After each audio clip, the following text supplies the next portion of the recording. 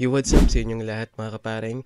Bago ang lahat, don't forget to like and subscribe po sa ating YouTube channel. At shoutout po sa inyong lahat. Magandang umaga, magandang hapon, magandang tanghali at magandang gabi. At ngayon, meron po tayong bagong balita. Ito ay kakalabas lamang po kagabi kung saan ang numero unong naninira po kay Mayor Vico at lagi siyang pinapatamaan tuwing meron po silang campaign rally. As in, hindi mo talaga mabilang. Halos nakafocus po siya sa paninira kay Mayor Vico kung ano-ano mga pinagsasabi niya tuwing sila po ay merong kampanya. Mas lamang pa ang paninira niya kay Mayor Vico, ang patutsada niya kay Mayor Vico, tapos hanggang sa dumating nga sa punto na imbis na masira ang pangalan ni Mayor Vico, pangalan niya ngayon ang nanganganib na matanggal sa eleksyon. Bakit?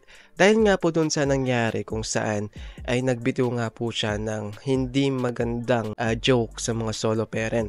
'Di ba, kung matatandaan niyo po yung video kung saan ay sinabi niya na kahit paminsan-minsan sa isang taon yung mga solo parent ay pwede raw po makipagsiping sa kanya, 'di ba? Especially yung meron pang yung mga solo parent pa daw na dinadatnan. So, doon pa lang ay talagang uminit na yung kanyang pangalan. Madami pong nagalit sa kanya at yung COMELEC ay ini-issue nga po, at yung COMELEC ay nag-issue nga po sa kanya ng dun nga po sa kanyang hindi magandang biro sa mga solo parent, which is nakakabastos talaga, especially sa mga kabataan. At ngayon, eto na mga kaparing, pagkatapos nga ng issue na yon about sa solo parent, nasundan naman ito nung nagbiro naman siya o body shaming sa kanyang staff na babae. Kaya nga po dun sa word na mataba yung kanyang staff.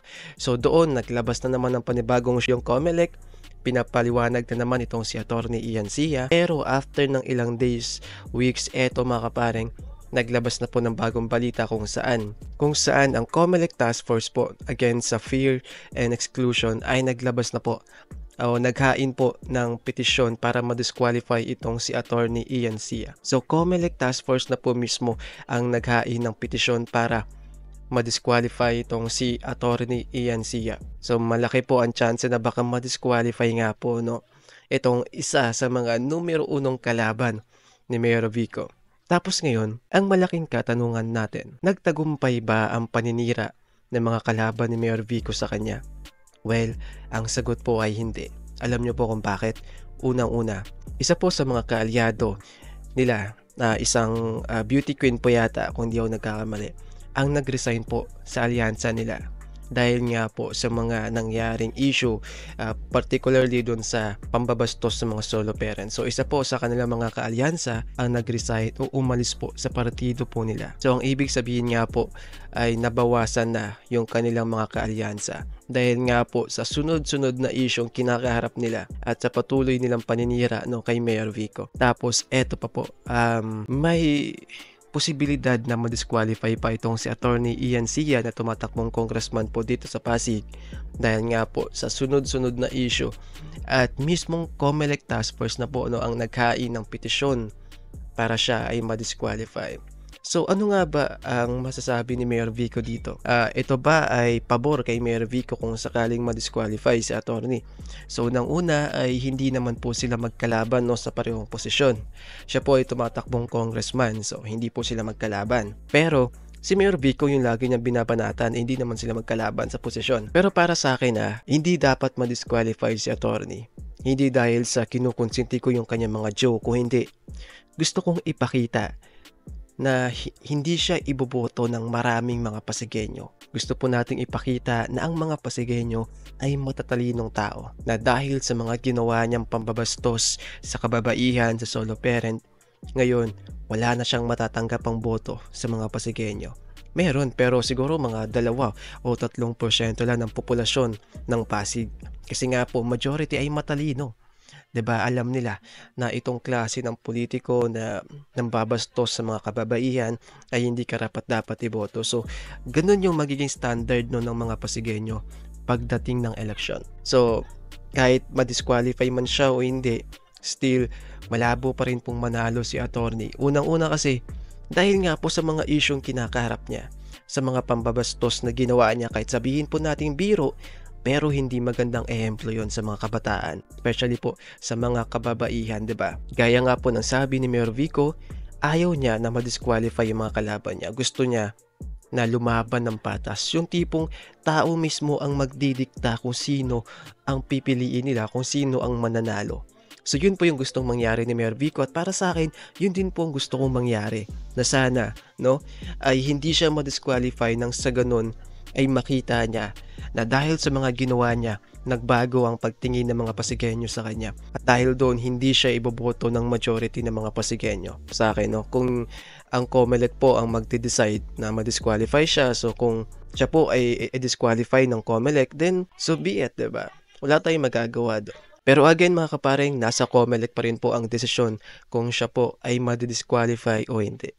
Pero again, gaya nga ng gusto ni Mayor Vico, ayaw niya na may ma-disqualify po sa mga kalaban niya. Kasi nga po, ito mga kaparing once na meron po kasing ma-disqualify sa mga kalaban ni Mayor Vico, ang iisipin ng mga yan, ang lagi nilang ibabato pag nanalo si Mayor Vico ay nako, nanalo ka lang naman kasi na-disqualify ako.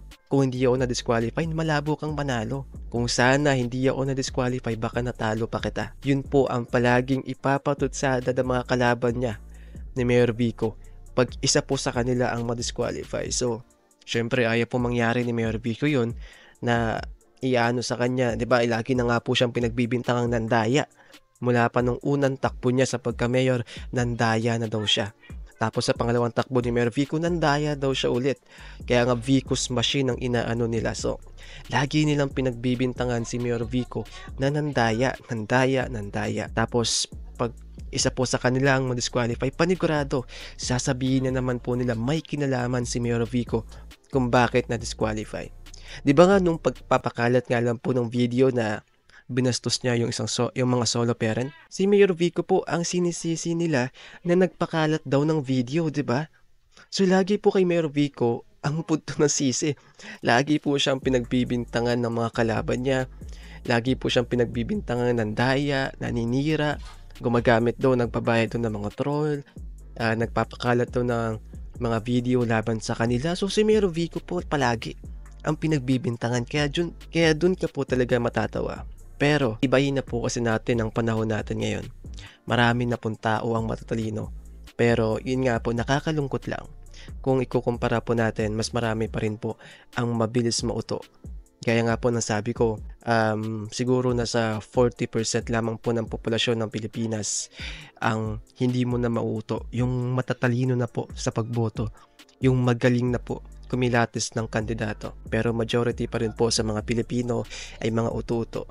Yung mabilis ka pong makuha, yung tipong babayaran ka lang, dadaanan ka sa mga pangako, yung tipong sila po ay sinuportahan ng gusto mong kandidato, so wala ka nang pakialam kung anong background ng kandidato na yan. Dahil yan ay pambato ng kandidato mo, iboboto mo na. Yun po ang nakakalungkot sa atin. Wala po tayong sariling choice, wala po tayong sariling desisyon kung sinong dapat nating iboto base po sa kanilang background, 'di ba? Sa kanilang mga nagawa, sa kanilang record. Pero hindi po tayo bumabase doon. Aminin man po natin o hindi, majority po sa mga Pilipino hindi po bumabase sa background ng isang politiko, sa mga nagawa ng isang politiko, sa record ng isang politiko, kundi bumabase po sila kapag ito po ay inendorso ng kanilang paboritong kandidato. Bumabase po sila kapag ito po ay inendorso ng kanilang iniidolong politiko. Yun po ang nakakalungkot. Pag sinabi ng politiko na iboto nyo to, ini-endorso ko to, kayo namang mga mangmang, mga ututo, iboboto nyo. Hindi nyo inaalam kung anong track record nito, kung anong mga nagawa nito, kung may alam ba to. Walang ganun. Basta sinabi ng kandidato mo, sinabi ng politikong idol mo, iboboto mo na. Yan po ang malungkot na katotohanan sa bansa po natin. Kaya marami po ang nailuluklok sa pwesto na wala naman pong alam talaga. Na nababahiran po ng korupsyon, no? Mga wala pong nagawa. So sana po sa susunod na henerasyon bago po tayo magtapos, ang tangi ko lang namang hiling, no? Sana po sa mga susunod pong henerasyon na mga Pilipino ay sana po bumoto ng naaayon sa kanilang mga nagawa, sa kanilang background, sa kanilang record.